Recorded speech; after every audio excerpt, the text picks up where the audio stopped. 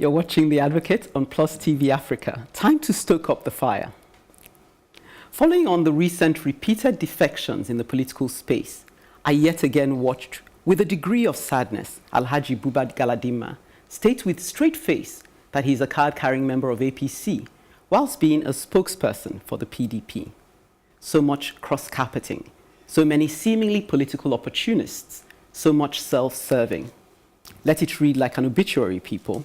We are experiencing a lacuna of legendary leadership. A legendary leader is certainly not a megalomaniac, though it's unfortunate that what we tend to see today are megalomaniacs posturing as leaders.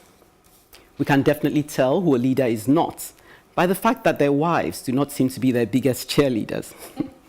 The remedy to self-serving leaders would be to build in accountability. Therefore, I advocate that at these elections, we vote for selfless leadership. Beyond the elections, we have to become an activist nation, uniting with advocates and various watchdogs to hold our leaders accountable. They are public servants, no more, no less.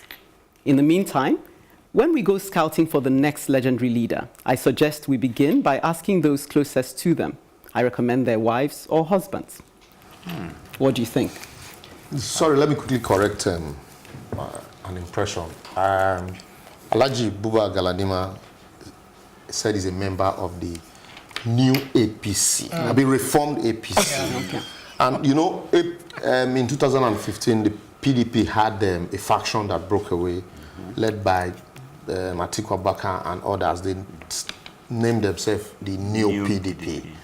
And also, in the run-up to this election, you had a faction from the APC that also broke away, led by Alhaji Buba Galadima and a couple of others, named Reformed APC. And so they formed an alliance, still maintaining their independent identity. So they formed an alliance with the PDP. That's what made him a spokesperson. Okay. But he is saying, I still remain where I am, but even though this alliance produced me as a spokesperson. Okay. You know, but that also is not to encourage this. I think that's totally confusing. You're either one party. I'm still with the Conservative, but I'm a spokesperson for New Labour. Yeah, but you know, that's exactly. Would never happen. These things actually do happen.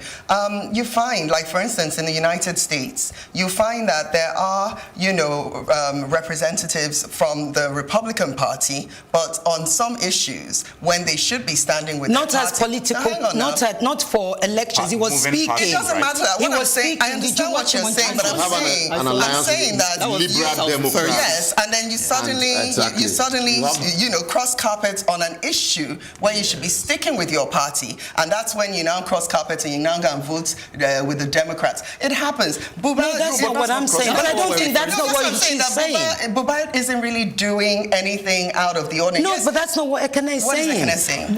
Ekene, do you want to go? Is Hydra-headed. Yes. One is Buba is in a which is confusing in itself. Yeah, it's not just on issues. He seems to be identifying with the opposition. No, one was that he's an opposition. I saw Buba, like the rest of you, I saw Buba on channels actually speak on behalf of the PDP. Yes. He came on and he said, in fact, he said, I rushed to the station and it was on a ding dong with the son, what's his name? The one that speaks for Buhari, Keyamo. They were on a ding dong. So he said, I am the PDP something chairman, something, right? Yeah. So that was one. And then last week, was it like the actual week before the elections?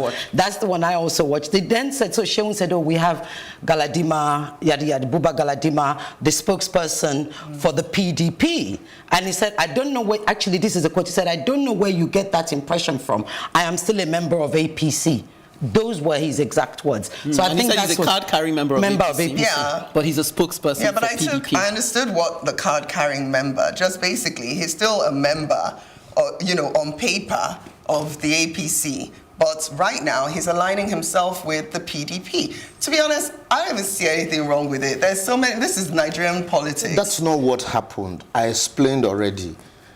The ROAPC is a faction, a faction of the APC. They broke away from the APC. But he didn't say reformed when he said he was. But anyway, he had explained before. Just so that we don't lose sight of. I don't mean to cut in. Lose sight of the real thrust of what I'm saying is really that all this crisscrossing, Yeah. even if Galadima had his reasons, you know, we can just look at the broader spectrum of the political sphere. That's why I said and a lot of them are not loyalists. That's really. why I said your topic is Hydra-headed. Okay. It's one on... Please take the other head on. Yes, the one on Buba Galadima, the other one on defection. Yes. The Buba Galadima is a member of Reform APC.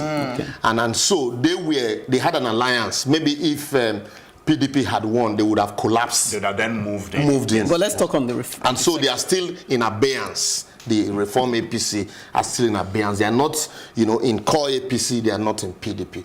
Then on the other side, you have the ding-dong movement, which is truly not good for our politics. I agree with you completely. But do you also agree that it's because of the political a lack of leadership? If they had someone who could inspire them to say, let's get behind such... It has nothing to do with leadership. Really, it's a bread and butter brand of politics where it is only where... That's why we don't know how to play opposition.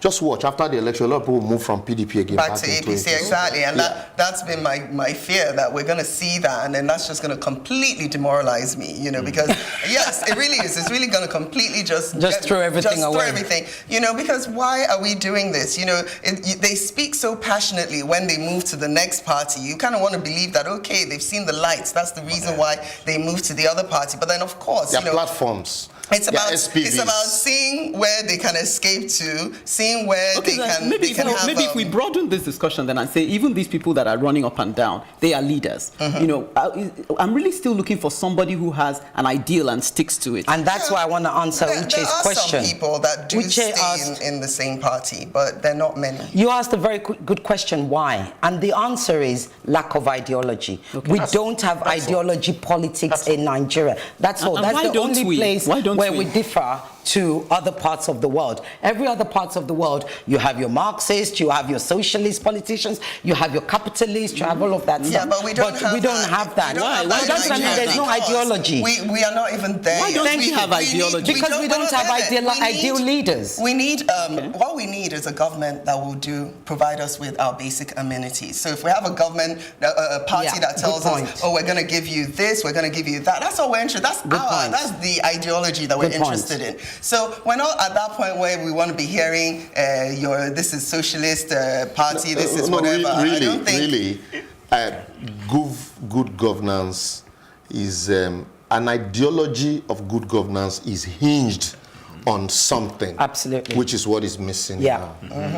Yeah, but that's the reason why they're cross-carpeting, because they don't need to, they're not identifying on a deeper level. Okay, sorry, I have to snatch it from you there. It's time for another quick break. Gosh. And when we return, Chuka will wax lyrical to drive home some reality blues.